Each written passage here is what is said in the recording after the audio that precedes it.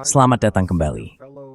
Hari ini kita bersama Einar Tangen, peneliti senior di Taihe Institute dan juga di Center for International Governance Innovation. Beliau juga mengelola Substack bernama Asia Narratives yang sangat saya rekomendasikan. Tautannya sudah saya cantumkan di deskripsi. Terima kasih sudah bergabung lagi, Einar. Senang sekali bisa bertemu lagi.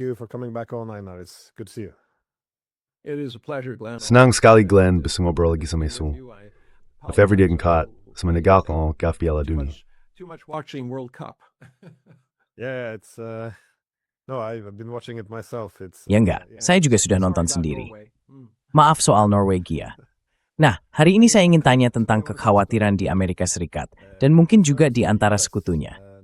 Jadi, sering dikatakan bahwa Tiongkok berusaha menggantikan posisi Amerika Serikat sebagai kekuatan hegemon. Tapi kelihatannya, dunia ini bukan sedang berpindah dari satu hegemon ke hegemon global yang lain. Lebih tepatnya, dunia sedang bergeser dari sistem unipolar dengan satu pusat kekuasaan, yaitu Amerika Serikat sebelumnya, ke sistem multipolar dengan banyak pusat kekuasaan. Nah, sejauh yang saya pahami, Anda berpendapat bahwa di dunia keuangan, cara memahami langkah-langkah Tiongkok bukanlah bahwa mereka ingin mengambil alih peran hegemonik yang selama ini dipegang Amerika Serikat, tapi lebih ke arah menciptakan alternatif untuk mengelola sistem dengan banyak pusat kekuatan finansial ini.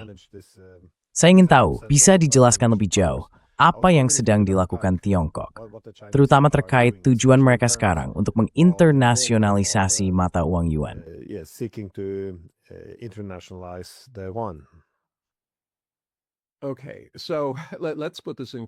Oke, jadi mari kita lihat ini dalam konteksnya. Kalau kita mulai bicara soal hegemoni, ya, memang ada sisi finansialnya dan nanti saya akan bahas itu. Secara politik, Tiongkok, seperti yang kita tahu, mereka menginvestasikan sekitar 1,4 triliun dolar dalam inisiatif sabuk dan jalan. Mereka bicara soal konektivitas, soal rencana pembangunan keamanan, kedaulatan, dan cara menyelesaikan masalah tanpa harus mengerahkan tank. Jadi di semua bidang, Tiongkok sangat berbeda dari Amerika Serikat. Tapi Washington tidak bisa melepaskan gagasan bahwa negara lain akan bertindak persis seperti yang dilakukan Washington. Dan inilah bagian dari masalahnya. Sangat sulit berurusan dengan Washington, karena mereka berasumsi bahwa mereka sudah tahu persis apa yang akan kita lakukan.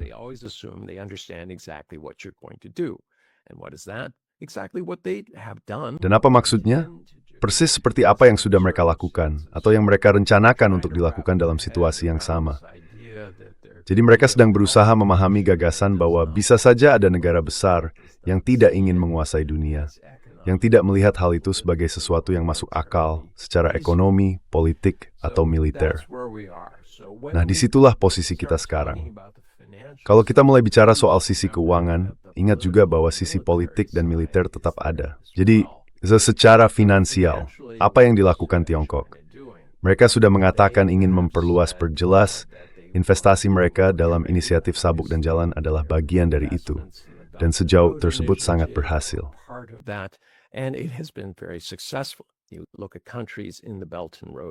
Kalau kita lihat negara-negara yang ikut dalam inisiatif sabuk dan jalan, faktanya mereka berada di atas median dunia dalam hal pertumbuhan ekonomi. Sementara kalau kita lihat negara-negara maju, dari sisi persentase pertumbuhan, mereka justru di bawah median. Jadi bagi negara-negara itu, langkah seperti ini memang masuk akal. Begitu juga dari sisi politik dan militer. Menekankan pertahanan, menjaga stabilitas rezim, dan tidak ikut campur dalam urusan dalam negeri negara lain.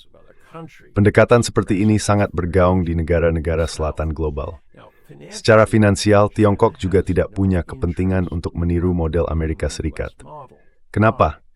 Coba lihat negara yang ekonominya terbelah dengan kesenjangan yang sangat besar dan utang yang menumpuk begitu besar selama bertahun-tahun.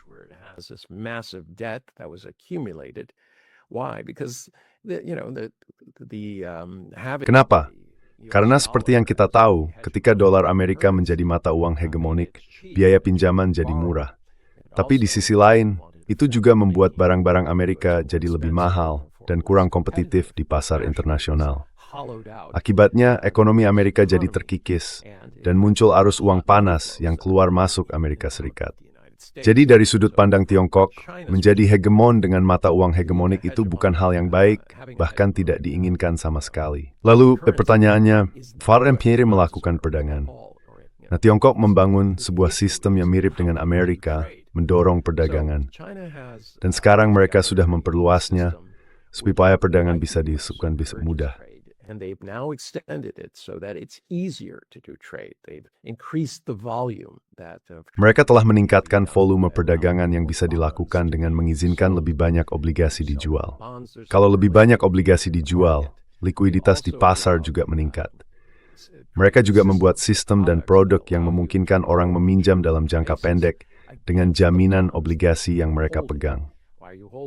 Kenapa kamu memegang obligasi itu? Karena kamu berdagang dengan Tiongkok. Jadi, artinya kamu tidak perlu menjual obligasimu. Ini membuat pengelolaan kewajiban perdagangan jadi jauh lebih mudah. Kalau ada pihak yang ingin dibayar dalam renminbi, kamu harus memberinya renminbi. Bagaimana caranya? Nah, sistem inilah yang memungkinkan hal itu. Jadi Tiongkok menciptakan mekanisme ini, meningkatkan likuiditas, dan jelas membuka lebih banyak peluang serta alat untuk melakukannya. Tapi mereka belum membuka akun internalnya, yang disebut akun modal.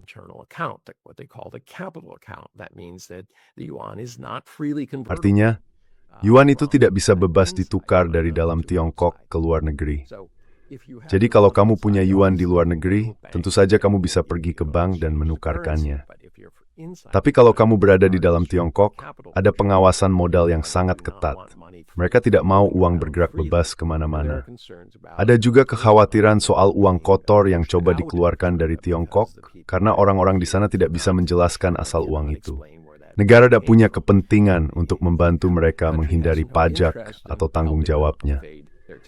Jadi kekhawatiran itu masih ada, dan pengawasannya tetap sangat ketat. Sekarang kemana arah semua ini? Banyak orang bertanya begitu. Nah, pada akhirnya Tiongkok akan punya mata uang digital, dan maksud saya benar-benar digital. Jadi, pada dasarnya saya sendiri sudah bertahun-tahun tidak lagi menggunakan uang tunai.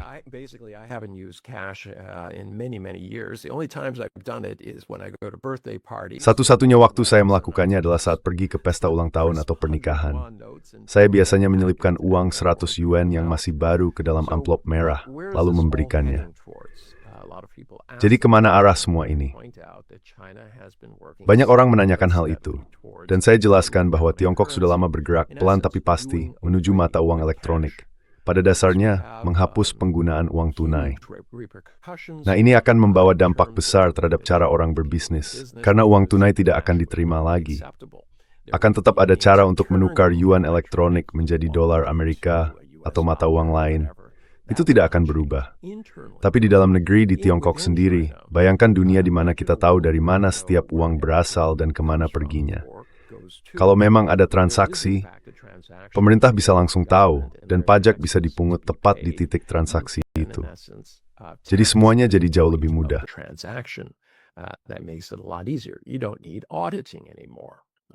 Kamu nggak perlu audit lagi. Semua hal pada dasarnya sudah terekam. Datanya ada, dan kamu bisa lihat di dashboard, analisis, dan cari tahu apa yang sedang terjadi. Jadi kamu nggak perlu lagi punya akuntan. Jelas ini bukan kabar baik buat kebanyakan akuntan. Lalu dalam hal pemungutan pajak, sistem ini juga langsung menunjukkan posisi ekonomi kamu. Kamu nggak perlu nunggu 2, 3, 4, atau 6 bulan untuk tahu apa yang sedang dilakukan orang pada waktu tertentu. Kamu punya layout state, nah menunjuk yang jelas, menggapnya ekonomi pitnya peti. Laporan bisa mikir before stand, mestep point the time point. Can react much more quickly as well. So that will change the way that people. Jadi, hal itu akan mengubah cara orang berinvestasi dan bagaimana mereka menilai pasar. Tapi ini juga membantu secara internasional, karena dengan begitu yuan bisa dikonversi dalam kondisi tertentu. Tidak akan ada lagi kekhawatiran bahwa uang ilegal mengalir keluar dari Amerika Serikat, setidaknya lewat jalur elektronik. Dan setiap uang yang kembali ke individu jelas harus dijelaskan dari mana asalnya. Kalau mereka memasukkannya ke dalam sistem elektronik, itu sangat sulit. Jadi UJS kan berubah. Dan ini bukan hanya soal Tiongkok. Mereka carry market wakil yang sama. Every country is going to do, in essence, the same thing. And why? For the reasons I just stated. You could run your economy. Kenapa? you can Karena collect alasan yang tadi taxes, sudah saya and you sebutkan. can avoid a Ekonomi bisa dijalankan dengan lebih baik, pajak bisa dikumpulkan lebih banyak, dan banyak uang gelap yang selama ini luput dari pengawasan bisa dihindari. Ini juga bisa membantu mengurangi korupsi. Jelas, semuanya jadi lebih murah dan lebih cepat. Misalnya, sistem yang baru saja diumumkan Tiongkok kemarin di Hong Kong. Pada targetnya mutasis, UMDP memangkas biaya transaksi antara 1/3 - 50%. Mungkin kelihatannya tidak besar, dihitung Vogeltel. Itu ever, it's $1 million. On a global basis, you're talking about hundreds of billions of dollars. So these types of efficiencies, Jadi, which are efisiensi seperti inilah yang mendorong kemajuan Tiongkok. Dan tidak mengherankan kalau pendekatannya sama seperti yang mereka terapkan di sektor manufaktur. trying to make things Mereka berusaha membuat segala sesuatu jadi lebih baik, lebih murah, dan mengurangi hambatan dalam prosesnya, entah itu di bidang logistik, manufaktur, atau keuangan. Kombinasi ini terus membantu Tiongkok tetap kompetitif. Mereka bisa memproduksi barang dengan biaya rendah, mengirimkannya dengan biaya rendah juga, dan membuat proses pembayaran, baik menerima maupun mengirim, jadi lebih cepat dan lebih murah. Inilah yang sedang diupayakan Tiongkok. Kita akan lihat nanti bagaimana hasilnya. Tapi kalau mereka berhasil, seperti yang saya bilang, bersiaplah, dunia akan berubah. Be prepared. It's going to be a different world. What this implies, though, is by having Yang tersirat di sini adalah, dengan adanya yuan digital yang bersifat internasional, kita sebenarnya juga sedang membicarakan soal de-dolarisasi, setidaknya sebagai efek sampingnya. Artinya, dolar Amerika mungkin akan jadi kurang menarik dalam perdagangan internasional. Tapi seperti yang sudah kita bahas sebelumnya, bukan berarti semua orang akan langsung beralih ke mata uang Tiongkok. Nah, menurut Anda, bagaimana mekanismenya nanti? Apakah keduanya akan berjalan berdampingan? Atau Anda pikir, begitu penggunaan dolar Amerika mulai menurun, akan muncul gelembung yang pecah? Maksud saya, bagaimana Anda melihat Pastor Wong at Citilith dalam semes ini? How do you see the money markets working like this? Okay, so a nice way of just saying, hey, Einer. Oke, jadi cara halusnya untuk bilang, "Hey Einer, apa yang bakal terjadi kalau semuanya runtuh?" Ya, oke. Jadi begini, seperti yang saya bilang tadi, Tiongkok itu sebenarnya tidak berusaha menggantikan dolar Amerika. Mereka tidak menginginkan posisi itu. Mereka menganggap itu berisiko. Jadi jelas mereka memilih arah yang berbeda. Nah, apa yang sedang terjadi di sana? Tiongkok sekarang punya hubungan dengan sekitar 140 dari 190 negara yang terdaftar di dunia. What is happening there? Dari 140 itu, kira-kira 70% adalah negara-negara di mana Tiongkok menjadi mitra dagang utama. 5 countries that are registered in the world. 140 of those, about 70%, are in fact China and that country are the number one trade partners.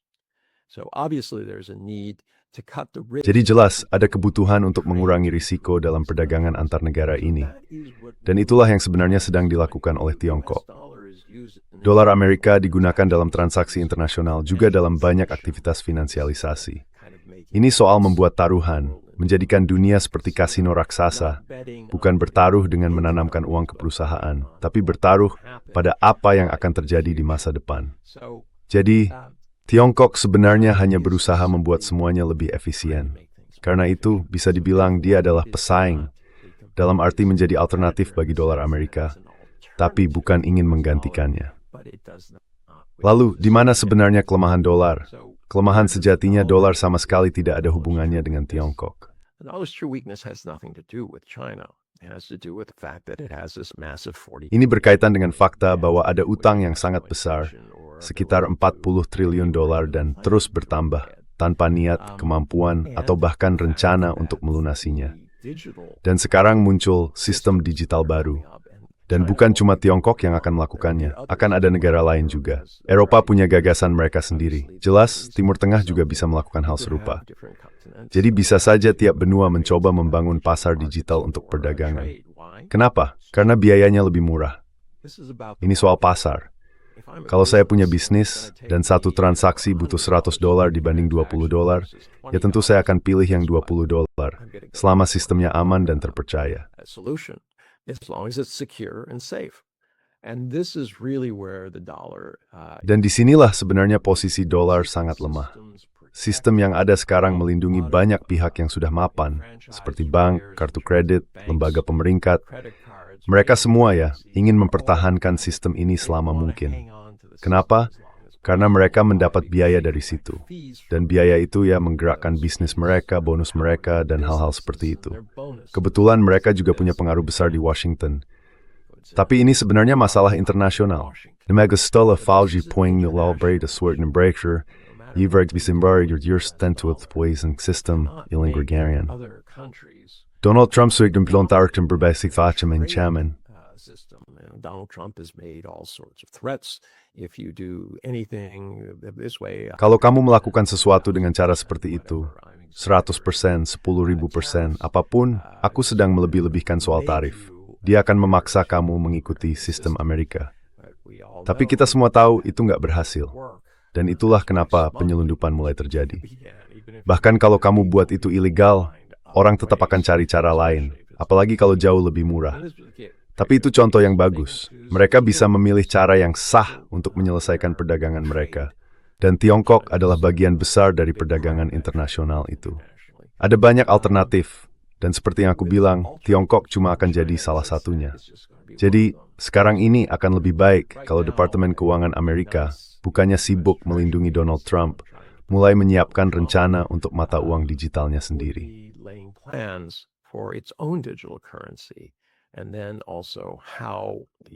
Dan juga bagaimana defisit Amerika Serikat bisa ditangani, bukan cuma defisitnya, tapi juga tumpukan utang yang sangat besar itu. Karena sekarang Amerika Serikat berjalan dengan defisit sekitar $2 triliun per tahun.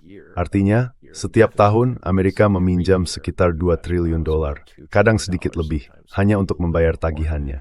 Jadi uang itu menambah tumpukan utang yang sudah ada. Seperti yang saya bilang, kita harus menangani defisit dan juga harus menangani tumpukan utang itu, sambil tetap menumbuhkan ekonomi. Tapi yang saya dengar sejauh ini, hampir tidak ada pembahasan, selain slogan, kita akan membuat Amerika hebat lagi. Yang jelas hanya slogan, bukan rencana.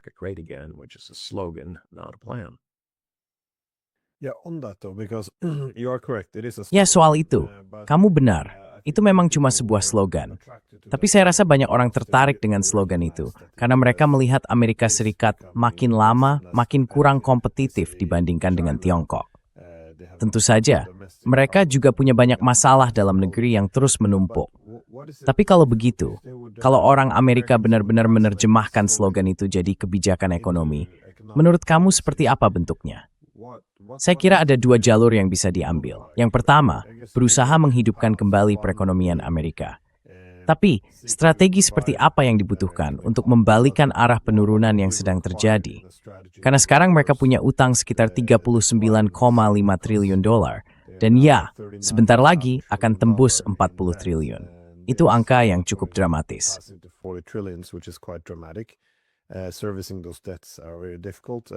Membayar utang-utang itu sangat sulit. Jadi bagaimana Amerika Serikat bisa membalikkan keadaan ini, mengingat daya saing ekonominya yang lemah? Dan yang kedua, apa yang bisa kita harapkan dari Amerika Serikat dalam hal menghadapi Tiongkok? Bukan di pasar, tapi saya menduga akan ada kebijakan penahanan. Misalnya, lebih banyak serangan terhadap teknologi Tiongkok. Mungkin juga blokade di jalur transportasi, seperti yang pernah dilakukan terhadap minyak Iran yang dikirim ke Tiongkok. Apakah mereka bisa memblokir aspek keuangan dari ekonomi Tiongkok, misalnya akses ke bank atau mata uang? Menurut Anda, bagaimana sebenarnya Amerika akan memainkan langkah ini? Oke, banyak pertanyaan di situ. Saya memang sengaja mengajukan besar. Okay, you want me to answer the first question or the second Oke. question? First. Kamu mau saya jawab pertanyaan pertama dulu atau yang kedua dulu? Terserah kamu aja. Baiklah. Saya mulai dari pertanyaan kedua. Apa yang sedang dilakukan Amerika Serikat sekarang? Ya, semua hal yang barusan kamu sebut. Mereka punya kebijakan penahanan yang sedang dijalankan, menurut saya. Dan ini bukan cuma pendapat saya, kalau kamu lihat JD Vance, dia terus-menerus bicara soal ini tentang ancaman merah komunisme yang katanya mau menguasai dunia dan semacamnya. Kedengarannya agak lucu, karena faktanya, komunisme sekarang justru terlibat dalam kapitalisme. Jadi, bagaimana mereka bisa dibilang benar-benar komunis? Kenyataannya, mereka malah mengungguli Amerika Serikat. Jadi AS akan terus melanjutkan, meskipun ada semacam perdagangan, ya sebenarnya bukan gencatan senjata, lebih tepatnya cuma sebuah kesepakatan saja. I shouldn't say it's not even a truce, it's just an arrangement. There's a recognition that the economy... Ada kesadaran bahwa perekonomian saling terhubung, terutama di bidang yang sangat sensitif seperti pertahanan dan logam tanah jarang. China menguasai sekitar 70% dari semua elemen penting yang digunakan. Tapi hambatan utama dalam produksi, bagian yang benar-benar dikendalikan oleh China, berada pada sisi teknologinya. Selama bertahun-tahun, banyak negara lain tidak mau menambang dan memurnikan logam tanah jarang. Prosesnya kotor, biayanya tinggi. Jadi mereka pada dasarnya meninggalkannya, karena China sedang mengembangkan pasarnya. Dan seperti banyak hal lain yang dilakukan China, strategi mereka adalah kami rela mengambil margin keuntungan yang lebih kecil, tapi kami ingin memperluas kehadiran di pasar. Dan mereka berhasil. Keberhasilan mereka bukan hanya karena memiliki semua logam tanah jarang itu.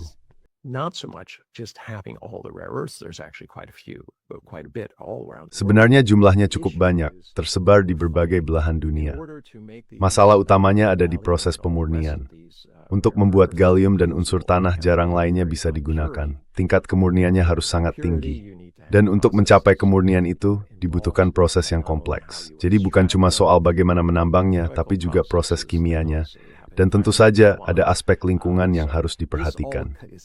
Kalau semua itu digabung, ini berarti keunggulan teknologi sekitar 10-15 tahun lebih maju dibandingkan tempat lain di dunia. Dan juga lompatan besar dari sisi biaya.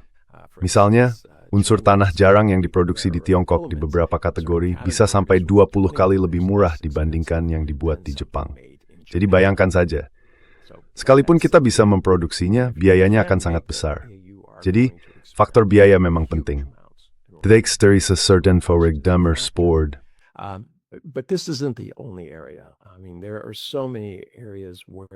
Maksud saya begini, ada begitu banyak bidang di mana Tiongkok sekarang jadi pemasok dan produsen terbesar untuk berbagai macam hal. Entah itu vitamin C, bahan-bahan untuk mesiu dan propelan, atau barang-barang setengah jadi lainnya. Misalnya, kamu butuh jenis skrup tertentu yang terbuat dari bahan khusus. Tebak dari mana asalnya? Dari Tiongkok. Seperti yang terus saya tekankan, model Tiongkok itu masuk ke sektor-sektor yang sudah matang, di mana mungkin tingkat pengembaliannya sekitar 5%. Lalu mereka bilang, kami ambil 3,5% saja.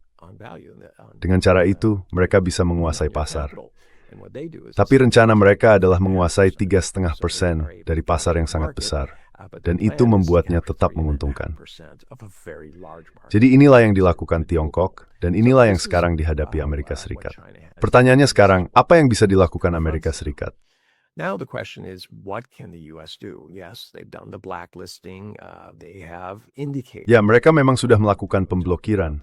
Mereka juga sudah menyampaikan, dan kita pernah bahas ini sebelumnya soal pejabat di Departemen Perang yang bilang bahwa rencananya adalah mengganggu aliran energi ke Tiongkok. Nah, Venezuela, Nigeria, Iran, apa kesamaan mereka? Mereka semua menjual minyak ke Tiongkok. Dan kalau bicara soal mengganggu mereka, idenya adalah memutus pasokan energi ke Tiongkok, supaya negara itu kekurangan. Tapi ternyata, rencana itu tidak berjalan seperti yang diharapkan. Tiongkok masih punya cadangan energi dalam jumlah besar. Harga energi di sana hanya naik sedikit sekali, dan Tiongkok tetap menjadi penyedia listrik berbiaya rendah di semua sektor.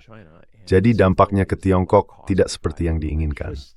Tapi karena Tiongkok melakukan apa yang mereka sebut sebagai penghancuran permintaan, artinya mereka beralih ke sumber energi alternatif, bukan lagi bergantung pada minyak dan gas.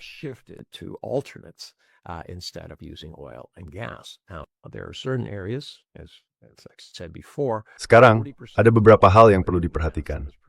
Seperti yang saya bilang tadi, 40% dari seluruh minyak dan gas yang diproduksi di dunia sebenarnya tidak digunakan untuk mesin apapun. Sebaliknya, bahan itu dipakai untuk membuat berbagai produk, mulai dari bahan kimia, parfum, plastik, sampai pakaian. Hidrokarbon rantai panjang ini sangat berguna, terutama untuk jenis kimia tertentu dan produk tertentu. Dan hal itu akan terus berlanjut. Tapi sekarang juga ada upaya untuk menghilangkan ketergantungan di bidang itu, mencari pengganti minyak dan gas. Hanya saja prosesnya butuh waktu, dan waktu itu tidak dimiliki semua orang. Inilah poin utama saya. Amerika Serikat sedang mencoba berbagai cara, tapi mereka tidak punya banyak waktu. China bergerak lebih cepat dari yang diperkirakan Amerika. Senjata kedua yang digunakan tentu saja adalah dengan mengganggu arus barang dari China.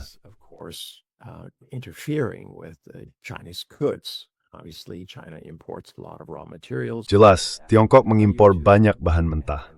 Mereka menambah nilai pada bahan-bahan itu, lalu menjual produk bernilai tambah tersebut ke seluruh dunia. Anda mungkin sudah mendengar Eldridge Colby, yang tadi saya sebut, mengatakan bahwa Amerika Serikat perlu mengendalikan titik-titik sempit tempat perdagangan itu lewat. Tapi jelas, untuk apa mengendalikan titik-titik sempit itu kalau tidak berniat menggunakannya? Gagasannya adalah, dengan cara itu, Anda bisa mencegah sumber daya masuk ke Tiongkok dan juga mencegah barang bernilai tambah keluar dari Tiongkok. Dan akibatnya, itu akan merugikan Tiongkok. Dan memang benar begitu. Tiongkok bukan negara yang pasif. Mereka mengembangkan inisiatif sabuk dan jalan yang mencakup jalur darat yang menghubungkan mereka ke Eropa, Afrika, Timur Tengah, dan sebagainya. Untuk menghindari titik-titik sempit itu, ada juga kemungkinan jalur koridor utara.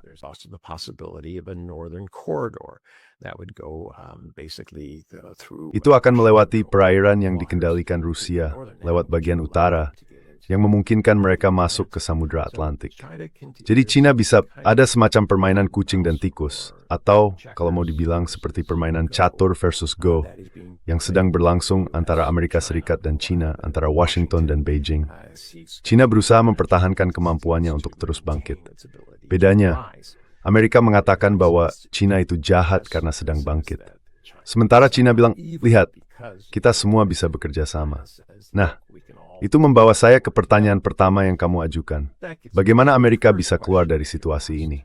Karena kalau tidak ada jalan keluar bagi Amerika, ini bisa berubah jadi situasi di mana Pentagon yang menang dan mereka mulai melempar bom kemana-mana.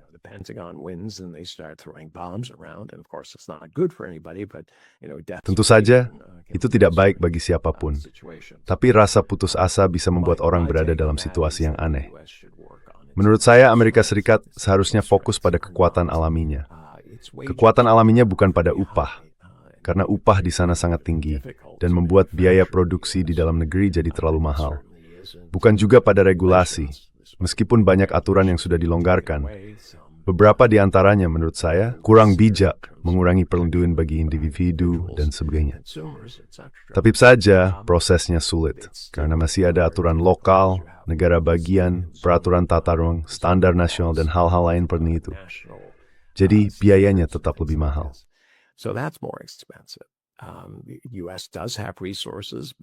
Amerika Serikat memang punya banyak sumber daya, tapi karena hal-hal seperti upah yang tinggi dan regulasi yang ketat, biaya untuk mengekstraknya kadang jadi mahal. Nah, pertanyaannya, sebenarnya apa yang dimiliki Amerika? Dulu, negara ini punya kemampuan untuk menarik orang-orang hebat dari seluruh dunia. Mereka datang ke Amerika untuk mencari peluang. Ini adalah tanah kebebasan, tempat di mana dengan kerja keras seseorang bisa naik setinggi kemampuan mereka. Tapi sekarang, itu udah berubah. Sikap anti-imigran, ditambah kecurangan tias penuh watawar hal yang asis, terutama yang berang-feranggot kanggawan. Terus terang saja words, banyak orang ngerti kroik yang membedakannya.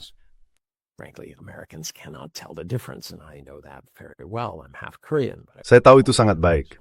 Saya setengah Korea, tapi seumur hidup saya sering dipanggil orang Tionghoa. Itu bukan hinaan, cuma karena ketidaktahuan saja. Dulu ada orang-orang dari Asia Tenggara, seperti suku Hmong.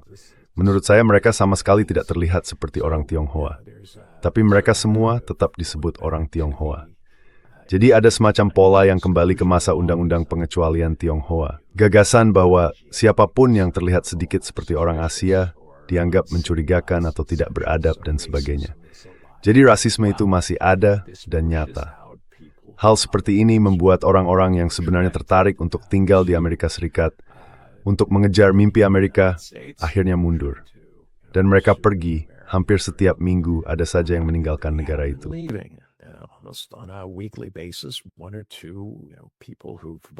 Satu atau dua orang yang pernah menang hadiah Nobel, atau yang sangat dihormati di bidangnya di universitas ternama, mulai meninggalkan Amerika. Banyak di antara mereka pergi ke Tiongkok, ada juga yang ke Eropa. Ini jelas tidak menguntungkan bagi mereka harus membalikan itu. Mereka harus berhenti membuat orang pergi dan mulai menyambut mereka kembali. Dengan kumpulan pemikir hebat seperti itu, yang seharusnya dilakukan adalah mengembangkan ilmu pengetahuan, lalu menerapkannya menjadi barang dan jasa yang bisa digunakan di seluruh dunia. Kalau kamu berada di tingkat teratas dan menjadi yang pertama menciptakan solusi, disitulah peluang terbesar untuk mendapatkan keuntungan. Karena yang kamu tawarkan adalah nilai yang unik yang meningkatkan produktivitas. Itulah alasan orang akan membeli barang dan jasa tersebut.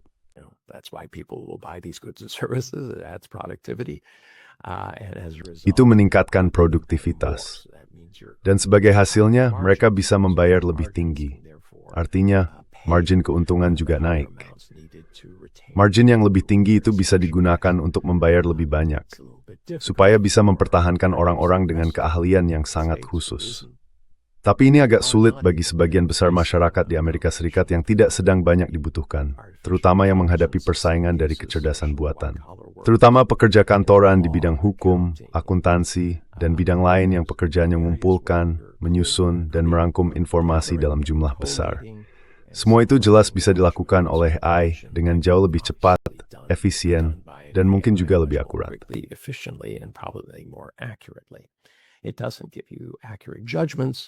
Itu tidak memberi penilaian yang akurat dan ada risikonya di situ. Tapi faktanya, banyak dari orang-orang itu akan kehilangan pekerjaan.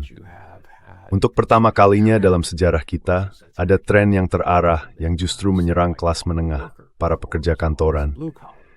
Dulu yang paling terdampak selalu pekerja lapangan. Ironisnya, sekarang justru pekerja lapangan yang kondisinya cukup baik. Kalau kamu belajar perpipaan, bukan sosiologi, kemungkinan besar kamu dibutuhkan. Kamu bisa dapat pekerjaan dan penghasilannya stabil, bahkan jauh di atas gaji seorang pekerja sosial. Bukan berarti kita harus beralih ke arah itu. Maksud saya, masyarakat selalu berubah dinamikanya, dan bagian-bagian di dalamnya juga ikut berubah.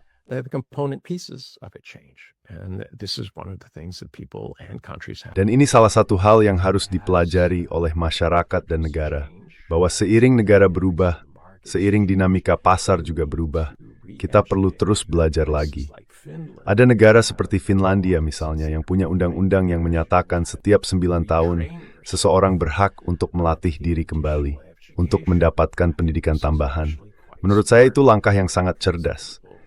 Karena kalau seseorang tidak punya keterampilan, lalu mau apa? Biasanya mereka bergantung pada bantuan pemerintah, dan itu bukan jalan yang baik. Orang yang terlalu lama hidup pemerintah sering menghadapi banyak masalah, mulai dari penyalahgunaan narkoba, sampai berbagai persoalan sosial dalam keluarga, dan hal-hal seperti itu. Itu tidak baik. Orang sebenarnya ingin bekerja.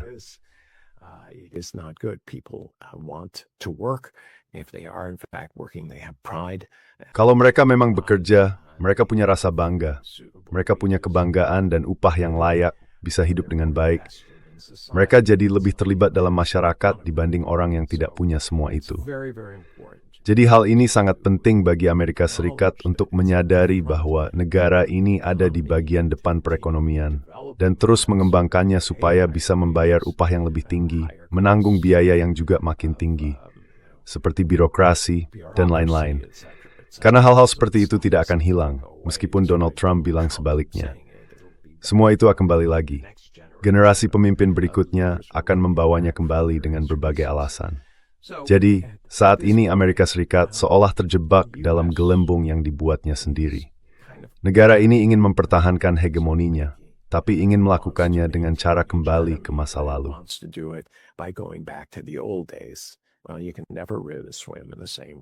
Ya, kamu nggak bisa benar-benar berenang di sungai yang sama 2 kali.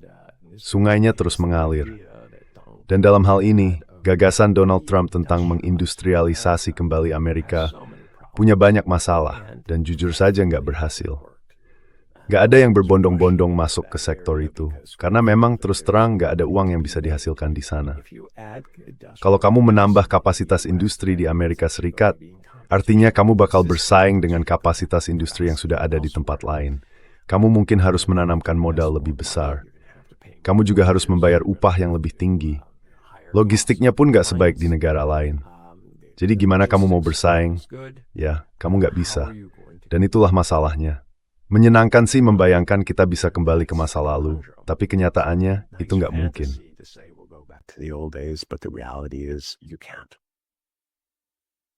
How about your comments on Colby's comments? Bagaimana dengan komentar Anda? Ya, maksud saya, komentar Colby tentang perlunya memiliki titik-titik sempit untuk mencekik ekonomi Tiongkok. Sepanjang sejarah, kita melihat bahwa kekuatan maritim biasanya punya insentif yang lebih kuat untuk mendorong tatanan internasional yang hegemonik. Karena laut berfungsi sebagai ruang bersama dunia, tapi di saat yang sama juga punya titik-titik strategis yang jadi semacam leher botol. Jadi, lautan dunia pada dasarnya kurang mendukung sistem multipolar. Artinya, kalau Anda menguasai terusan Panama dan terusan Suez, pada dasarnya Anda bisa membangun posisi hegemon di sana. Negara manapun yang ingin makmur lewat perdagangan atau ingin memindahkan pasukan, mau tidak mau harus menyesuaikan diri dengan status quo itu, bahwa ada satu kekuatan dominan dan mereka harus mengikuti aturannya.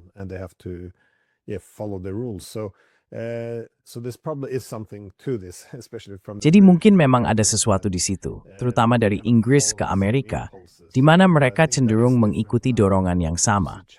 Tapi menurut saya, sekarang keadaannya sudah berbeda. Kalau kita lihat Tiongkok dan kawasan Eurasia, seperti yang tadi Anda sebut, ada koridor darat yang memungkinkan negara-negara di sana untuk lebih beragam dalam hubungan mereka. Tapi saya ingin bertanya soal Eropa, maksudnya hubungan antara Tiongkok dan Eropa. Sejauh mana Anda melihat perkembangan hubungan di sana? Karena ini hubungan yang cukup rumit. Seperti yang kita tahu, selama 80 tahun terakhir, Eropa menempatkan diri di bawah kepemimpinan Amerika Serikat. Sekarang mulai terlihat seperti sindrom Stockholm, tapi Amerika Serikat sendiri sedang mengalami penurunan relatif, dan akibatnya mereka mulai menurunkan prioritas terhadap Eropa, sekaligus menjadi lebih agresif sebagai kekuatan yang sedang menurun.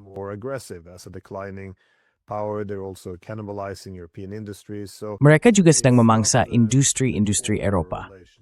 Jadi, ini bukan lagi hubungan seperti di masa Perang Dingin, atau bahkan hubungan setelah Perang Dingin, yang dulu diingat dengan cukup hangat oleh orang Eropa. Sekarang, dengan menurunnya pengaruh Amerika Serikat, yang akan lebih fokus ke belahan Barat dan Asia, dan cenderung bersikap lebih keras, atau setidaknya lebih menekan terhadap Eropa, orang Eropa tampaknya punya dua kemungkinan jalan.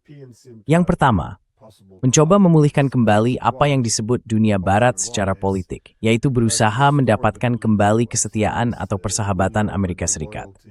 Dalam kebijakan, ini tampaknya diterjemahkan sebagai bentuk kepatuhan total, artinya mengikuti semua kebijakan Amerika tanpa pertanyaan dan menerima begitu saja kesepakatan dagang yang merugikan yang ditawarkan Amerika kepada Eropa.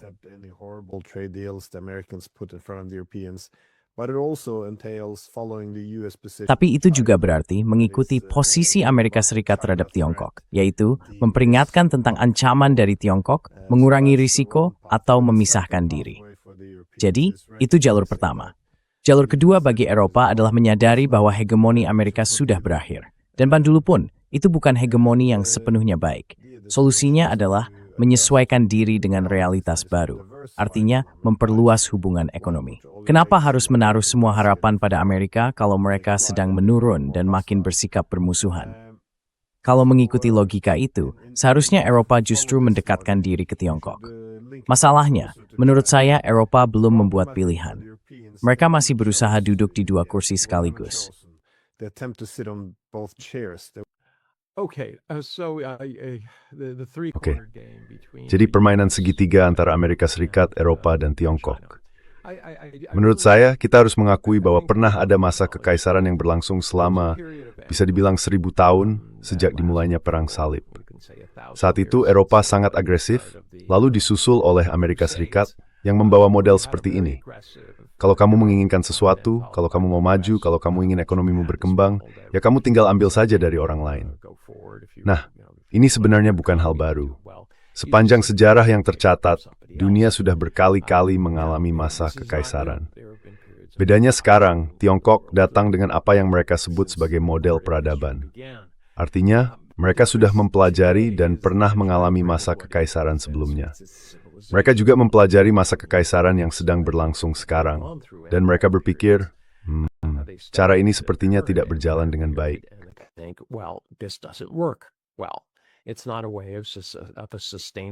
Ini bukan situasi yang bisa bertahan lama, apalagi dengan perkembangan dunia seperti sekarang.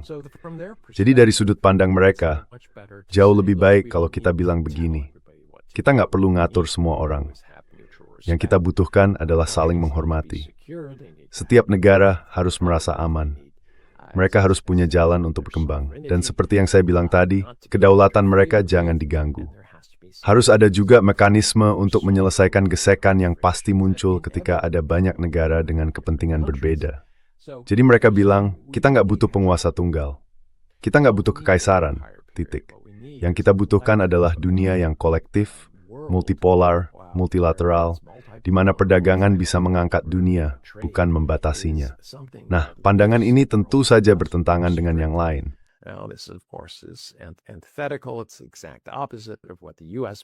Itu kebalikan persis dari apa yang diyakini Amerika Serikat, bahwa dunia ini seperti permainan zero sum, dan kuncinya adalah bagaimana bertahan di dalamnya. Dunia seperti itu mengerikan, seperti yang saya bilang, benar-benar mengerikan. Dan supaya bisa maju di dunia yang mengerikan, kamu harus jadi lebih mengerikan dari orang lain. Nah, ini cara berpikir yang dulu selalu saya kaitkan dengan Dick Cheney. Waktu saya melihat dia menampilkan diri sebagai seorang realis. Tapi sebenarnya, dia terjebak dalam keyakinan negatifnya sendiri, bahwa kamu harus mengambil sesuatu dari orang lain, karena kamu tidak bisa tumbuh bersama. Cina percaya hal itu bisa dilakukan. Jadi di saat yang sama, ketika kita menghadapi berbagai ancaman seperti pemanasan global dan revolusi digital, kita juga sedang melewati masa yang mungkin menandai berakhirnya periode semacam kekaisaran ini.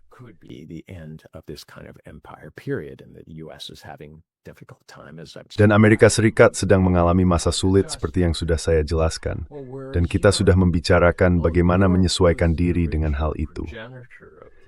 Nah, bagaimana dengan Eropa? Eropa sebenarnya adalah asal mula dari Amerika Serikat. Eropa yang mengajarkan Amerika segala hal tentang bagaimana masuk ke tempat lain dan mengambil milik orang lain untuk membangun kekayaan dan kekuasaan. Sekarang mereka terjebak dalam situasi di mana mereka banyak menyesal, atau seharusnya menyesal atas hal-hal mengerikan yang pernah mereka lakukan, seperti memotong tangan orang dan mengirimkannya ke negara-negara Eropa untuk dipamerkan di museum. Bukan karena orang-orang itu melakukan kesalahan, tapi hanya karena, bukankah menarik kalau punya koleksi tangan kanan atau tangan kiri? Sepertinya tidak terlalu penting yang mana.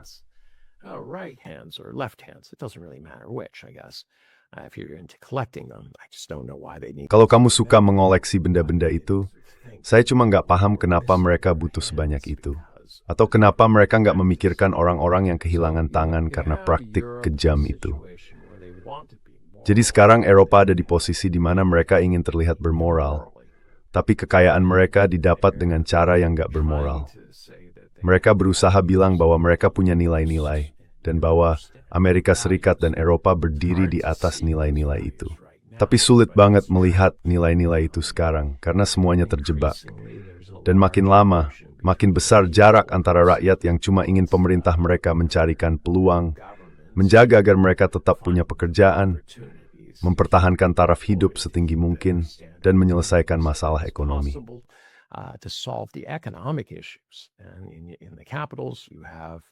Dan di ibu kota, banyak politisi yang sebenarnya nggak tahu gimana caranya benar-benar membantu rakyatnya.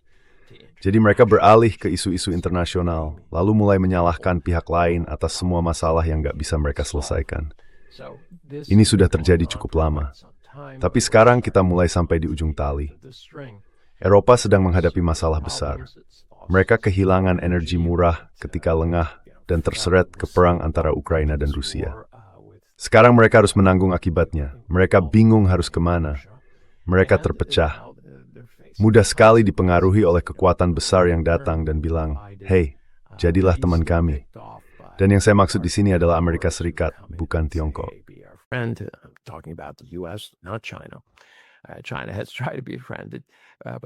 Tiongkok juga berusaha menjadi teman, tapi mereka sadar bahwa berurusan dengan satu pemerintahan tertentu itu nggak ada gunanya. Mereka belajar dari pengalaman lewat inisiatif Sabuk dan Jalan. Karena kalau kamu berpihak pada satu pemerintahan, begitu pemerintahan itu jatuh, pemerintahan baru akan menuduh kamu bersekongkol dengan yang lama. Akan muncul tuduhan korupsi dan sebagainya. Dan gak akan ada ucapan terima kasih, mau proyeknya bagus atau jelek. Sekarang mereka beralih ke sistem yang lebih mirip cara kerja bank. Mereka lihat dulu, apakah proyek ini layak? Apakah uangnya bisa kembali? Kalau iya, baru mereka berinvestasi.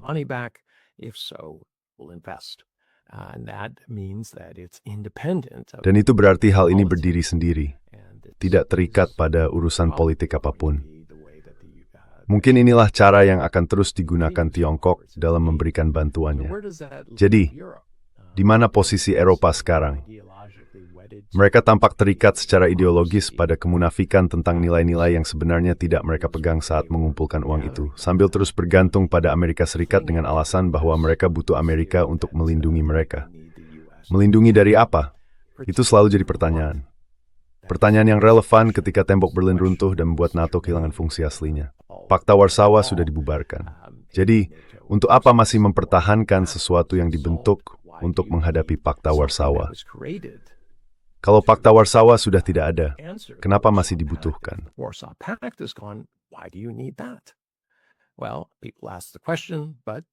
Ya, orang sering menanyakan hal itu, tapi kenyataannya inersia itu kekuatan yang besar. Semua orang di NATO jelas tidak ingin keluar dan mencari pekerjaan baru. Bisa jadi memang tidak ada pekerjaan untuk mereka. Jadi mereka bilang, oh ya, tidak mungkin kami masih punya peran. Dan mereka pun menemukannya. Amerika Serikat memutuskan bahwa mereka tidak ingin Rusia dan Eropa bersatu karena Rusia punya sumber daya dan Eropa punya kemampuan manufaktur. Pada saat tembok itu runtuh, Eropa adalah pesaing terbesar Amerika. Karena itu, kami tidak ingin Eropa bangkit. Kami tidak ingin mereka mendapatkan sumber daya murah. Dan tampaknya, entah itu hasil dari kebijakan yang disengaja atau hanya akibatnya saja, faktanya sekarang Rusia dan Eropa benar-benar terpisah, dan akan tetap begitu untuk waktu yang lama. Jadi bisa dibilang, kami sudah mencapai tujuan kami.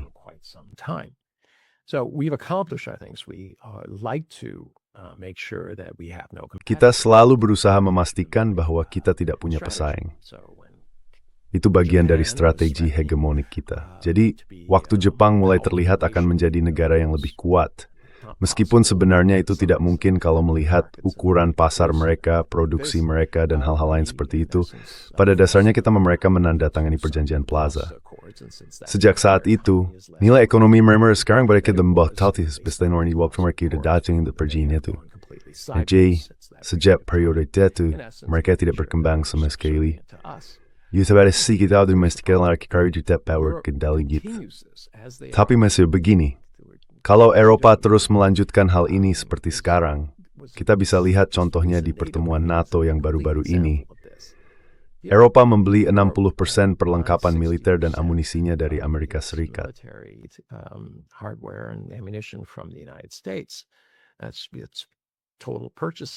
Itu total pembeliannya.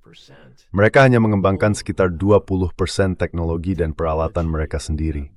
Hanya 20% yang berasal dari dalam Eropa. Itu jelas nggak akan berjalan dengan baik. Gimana caranya bisa begitu? Lalu ada masalah soal logam tanah jarang. Dari mana mereka mau mendapatkannya? Cina nggak akan menjual logam tanah jarang ke Eropa untuk membuat senjata yang bisa dipakai mengancam Cina. Mereka berpikir sangat logis soal itu. Saya rasa kebanyakan negara juga akan bersikap sama kalau posisinya terbalik. Amerika Serikat dan tentu saja Eropa juga akan melakukan hal yang sama. Jadi sekarang mereka ingin membeli senjata dari Amerika Serikat, tapi Amerika Serikat nggak bisa menyediakannya. Contoh yang jelas, Amerika Serikat sekarang memasok pesawat F-35 ke India. Masalahnya, pesawat itu nggak punya radar. The only problem is they don't have any radar. Yes, In a supersonic jet that is supposed to be able to see di pesawat jet supersonik yang seharusnya bisa mendeteksi semua ancaman, masalah radar itu bisa dibilang jadi persoalan besar. Orang India jelas nggak senang. Mereka membeli jet paling mahal dan katanya paling canggih di dunia, tapi ternyata pesawat itu bahkan nggak punya semacam lampu depan. Jadi mereka bertanya-tanya, kenapa mereka bayar mahal untuk sesuatu yang ternyata nggak berfungsi seperti seharusnya. Belum lagi sekarang mereka bilang, cuma sekitar 20% dari F-35 mereka yang benar-benar siap tempur kapanpun. Itu angka yang sangat rendah untuk peralatan militer semahal itu. Mereka juga kecewa dengan biaya perawatan rutin dan operasional yang luar biasa mahal, yang datang bersama teknologi tinggi seperti ini. Jadi pada dasarnya, Amerika Serikat sedang membuat dirinya sendiri terlalu mahal untuk pasar. Tapi di sisi lain, orang Eropa merasa mereka nggak punya pilihan lain kemana harus pergi.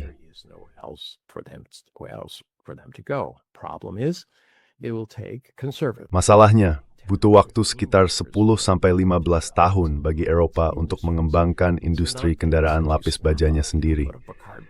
Ini bukan hal yang bisa dilakukan begitu saja, seperti mendirikan kotak kardus dan langsung mulai memproduksi bahan pendorong untuk roket. Prosesnya lama dan biayanya besar. Selain itu, mereka juga harus menambah kapasitas produksi. Jadi kita kembali ke model industrialisasi, di mana sesuatu yang dibangun akan lebih mahal untuk dibuat, dan juga lebih mahal untuk diproduksi dibandingkan dengan pihak lain yang sudah menggunakan fasilitas yang ada sekarang. Kenapa ini penting? Karena seperti yang sudah kita lihat di Rusia, Ukraina, Iran, dan di banyak tempat lain, sifat peperangan sekarang sudah berubah. Sebuah drone seharga $5.000 harus dijatuhkan dengan rudal yang harganya antara 2-6 juta dolar. $6 million missile. You can figure out the math. They've also discovered. Kamu bisa hitung sendiri. Mereka juga menyadari bahwa produksi dan logistik sama pentingnya dengan teknologi. Punya semua teknologi di dunia tidak otomatis menghasilkan roket. Teknologi hanya memberi kemampuan untuk membangun roket, tapi kamu tetap harus benar-benar membuatnya. Eropa banyak kekurangan di sisi kemampuan itu. Amerika Serikat juga terhambat karena kemampuan produksinya sudah ketinggalan zaman. Keluarga kami dulu terlibat dalam pembuatan kapal selam, tapi kami berhenti setelah Perang Dunia Kedua. Kenapa? Karena tidak lagi permintaan kami. Kami harus mengikuti pasar. Tapi intinya begini, untuk membangun industri seperti ini, kamu harus menemukan orang yang mau meluangkan waktu dan tenaga untuk benar-benar berinvestasi di dalamnya.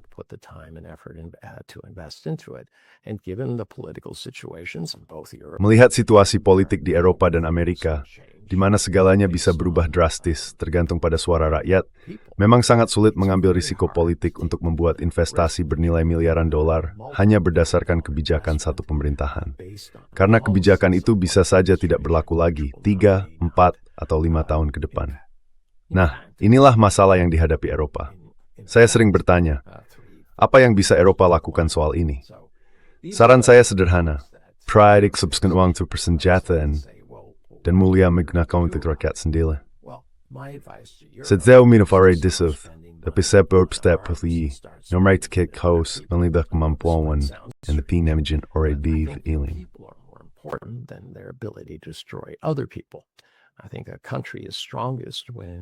Menurut saya, sebuah negara akan paling kuat kalau rakyatnya benar-benar mendukungnya.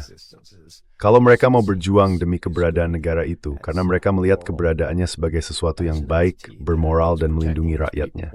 Dan karena itu, rakyat pun akan melindungi pemerintahnya. Ada yang bilang saya tidak rasional karena mengatakan hal itu. Katanya saya terlalu idealis. Tapi saya bisa bilang dengan yakin, rakyat Tiongkok pun tidak selalu puas dengan semua hal yang dilakukan pemerintahnya. Tapi kalau ditanya, hampir 90% dari mereka bilang mereka mendukung pemerintah yang ada sekarang. Kenapa begitu?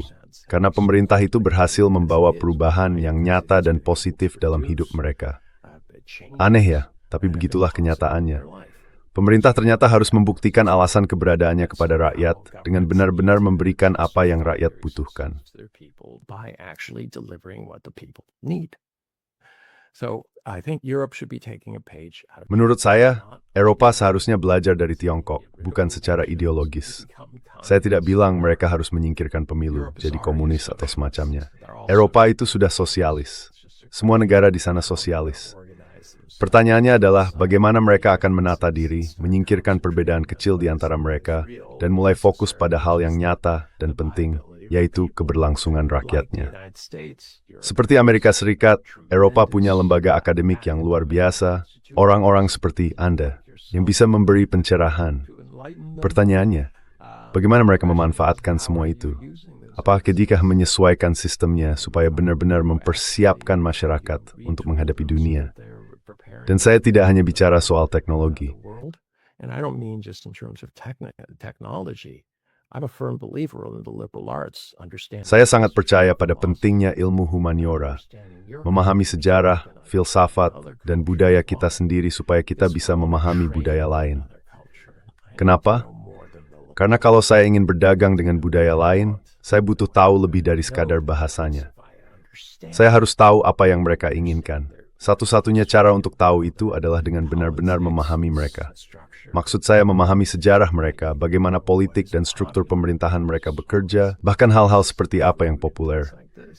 Lagu, selera, makanan, dan sebagainya. Ini adalah peluang besar. Dan menurut saya, Eropa tidak butuh perusahaan-perusahaan besar yang benar-benar menguasai pasar. Ya ada beberapa, tapi tidak sebesar yang benar-benar mengendalikan pasar.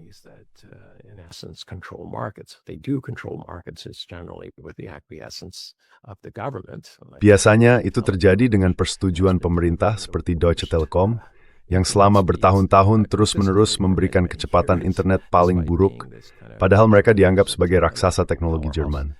Kenapa bisa begitu? Karena mereka punya monopoli.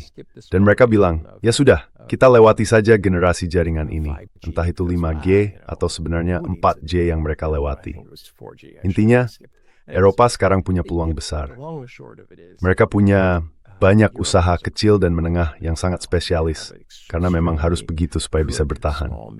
Tapi dengan hadirnya alat-alat digital yang memang menghilangkan sebagian pekerjaan, di sisi lain juga muncul banyak peluang baru. That are taking away jobs are also offering opportunities. It is now much easier to market using the internet. Sekarang jauh lebih mudah memasarkan lewat internet untuk menemukan pihak-pihak yang tertarik dengan produk atau layanan kita. Dalam hal logistik juga, semuanya jadi lebih gampang. Kalau harus mengirim seseorang, ada banyak pesawat dan bandara di mana-mana. Kalau yang dikirim barang, ada kapal, kereta, dan pesawat yang bisa mengantarkannya. Dan bagian terakhir tentu saja soal pembayaran. Sekarang kita mulai melihat munculnya apa yang saya sebut kontrak pintar. Sedata ini bara juta kapten. Tapi ini, kontrak pintar membuat Durhab menjawab semua pertanyaan yang dituduh untuk nikspakten pintar. Questions necessary to make a full agreement, and they can agree that it's my responsibility. Dan mereka bisa sepakat bahwa itu tanggung jawab saya atau tanggung jawab Anda, atau kita sepakat untuk membayar orang lain agar dia yang mengambil tanggung jawab itu, kalau memang ada yang bersedia melakukannya. Baik, pertama-tama, ini membuat segalanya jadi lebih sederhana karena semuanya jelas. Misalnya akan ada inspeksi pada waktu tertentu, dan itu menjadi tanggung jawab pihak A atau pihak B. Mereka yang menanggung tanggung jawab itu, dan berdasarkan hasil temuan faktual, pembayaran bisa dilakukan atau tidak dilakukan. Sekarang sudah ada agen pintar. Maksud saya orang sering bilang, saya bisa punya agen pintar yang mengatur jadwal saya, membuatkan pertemuan, atau mengingatkan saya untuk menelepon nenek di hari ulang tahunnya.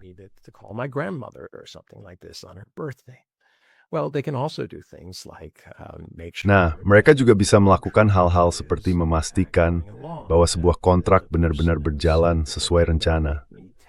Misalnya, orang yang bilang akan membuat 10.000 unit barang untuk saya, memang sudah membeli bahan-bahan yang dibutuhkan supaya bisa memproduksi 10.000 unit itu dalam waktu yang memungkinkan.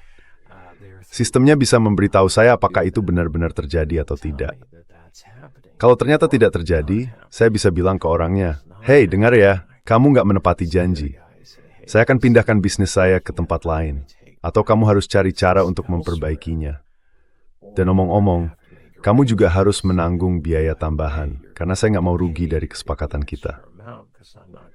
Nah, kalau saya sudah tahu hal seperti itu bakal terjadi, kemungkinan besar saya nggak akan membiarkannya terjadi. know that this is going to happen, probably I don't let it happen, and I make sure that I do buy things on time. And Saya pastikan saya membeli sesuatu tepat waktu, dan saya punya cukup waktu untuk menyelesaikannya di sisi lain. sure I get paid. Kalau saya yang membuatnya, saya ingin memastikan saya dibayar, dan dibayar tepat waktu. Enak kan kalau begitu? Ide yang sederhana, tapi luar biasa. Jadi saya bisa minta agen saya untuk memastikan ada uang di rekening, dan jumlahnya cukup, supaya begitu saya menyerahkan hasilnya, pembayaran bisa langsung dilakukan. Dengan cara ini, semuanya jadi jauh lebih sederhana. Biaya bank saya lebih dikit. Saya tidak perlu membuat letter of credit. Itu berarti mengacara mahal, atau meminta akuntan memeriksa perjanji. Sebaiknya membuat stepper Stacy dan uang yang lebih atas. Apa yang terjadi, dan tulismu yang semua bersalah. Has happened, and who was at fault. So these are areas with these. Jadi ini adalah bidang yang menggunakan berbagai jenis alat digital. Dan dengan begitu banyaknya entitas khusus di Eropa, seharusnya mereka bisa memahami dunia, mempelajari dunia, dan tahu apa yang dibutuhkan dunia. Mungkin mereka perlu menyesuaikan layanan atau produk mereka, tapi selalu ada entitas yang lebih kecil, seperti mereka yang membutuhkan apa yang bisa mereka hasilkan.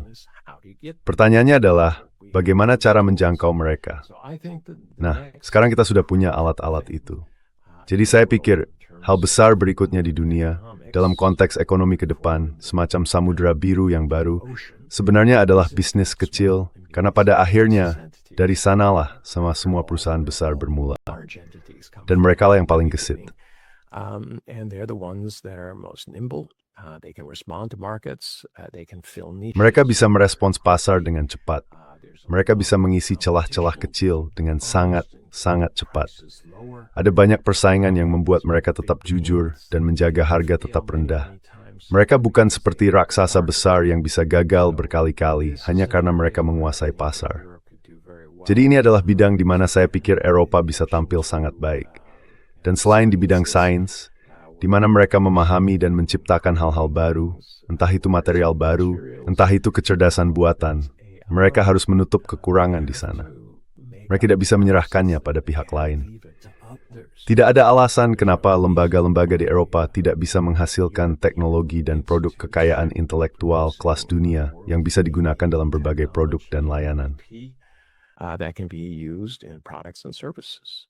So despite all the things that I said, Jadi, meskipun saya sering bilang hal-hal yang mungkin terdengar pesimis, bahwa keadaan tidak begitu baik, saya rasa banyak hal sebenarnya tergantung pada cara kita memandang masalah hari ini. Apakah kita melihatnya sebagai permainan nol sum, yang berarti kita mengunci diri dalam dunia yang penuh konflik, atau kita melihatnya sebagai kesempatan untuk memperbesar kue bersama, yang pada akhirnya membuat kita lebih condong pada perdamaian. Kenapa? Karena memperbesar kue tidak butuh perang. Kalau ada perang, justru kuenya mengecil. Jadi ini soal sikap. Pada akhirnya, semoga para politisi di berbagai ibu kota bisa sadar bahwa banyak hal bergantung pada sikap dan pada jenis dunia yang mereka yakini, bukan dunia yang mereka rasa menjebak mereka. the kind of world you think you're trapped in. Well, I've been a bit hopeful. Saya sempat agak berharap, mungkin tidak terlalu besar harapannya, bahwa hubungan ekonomi yang lebih kuat antara Eropa dan Tiongkok bisa membantu negara-negara Eropa mengembangkan model ekonomi baru, supaya mereka bisa menemukan posisi baru di dunia yang juga sedang berubah. Karena sekarang ini, sepertinya para pemimpin Eropa, setidaknya sebagian besar, melihat militerisme sebagai solusi untuk segalanya. Maksudnya begini, ekonomi mereka sedang lemah. Nah, militerisme dianggap bisa mendorong perkembangan ekonomi dan teknologi lewat apa yang disebut militerisme Keynesian. Atau seperti kata orang Jerman, mari kita bangun lebih banyak senjata, bukan mobil. Selain itu, pendekatan ini juga dianggap bisa menyelesaikan krisis legitimasi politik. Karena ketika para pemimpin mengabaikan kepentingan nasional dan ekonomi yang mendasar, popularitas mereka pun menurun. Their popularity drops, well, a lot of dissent can be crushed. Ya, banyak perbedaan pendapat bisa ditekan kalau orang-orang itu langsung dicap berpihak pada musuh. Sekarang ini, semua orang disebut boneka Tiongkok atau boneka Kremlin. Dan tentu saja, Ada juga soal perpecahan di dunia barat. Maksudnya, mereka menjadikan perang melawan Rusia sebagai ide pemersatu. Jadi, semua jawaban sekarang selalu mengarah ke militerisme. Tapi itu justru menguras lebih banyak uang dan membuat keadaan makin parah. Selain itu, hal itu juga menimbulkan masalah keamanan, yang akhirnya membuat Eropa makin bergantung pada Amerika Serikat. Dan Amerika sangat pandai mengubah ketergantungan itu menjadi kepatuhan politik dan ekonomi. Akibatnya, negara-negara Eropa terpaksa menomorduakan kepentingan politik dan ekonomi mereka sendiri. Lalu spiral penurunan itu terus berlanjut, dan semuanya makin memburuk. Saya tahu ini. Apakah Anda punya pemikiran terakhir sebelum kita akhiri? Final thoughts before we finish? I like your point. I completely. Saya setuju banget dengan poin kamu. Saya sepenuhnya sependapat. Saya cuma ingin orang-orang berpikir begini. Kalau mereka menganggap membuat bom dan membuat mobil itu sama saja, coba pikirkan ini. Dengan mobil saya bisa pergi kerja. Itu membuat saya produktif. Dan orang-orang yang memproduksi mobil juga membuat suku cadang dan hal-hal lain yang mendukung. Dari situ bisa muncul mobil-mobil lain. Dan ada kemajuan, bukan cuma buat saya, tapi juga buat semua orang yang terlibat. Tapi kalau kamu membuat bom, itu nggak meningkatkan produktivitas. Yang kamu lakukan cuma menghancurkan orang dan benda. Jadi hasilnya justru kebalikannya. Jadi siapapun yang berpikir bahwa tidak ada bedanya antara memproduksi bom atau mobil, itu keliru secara ekonomi.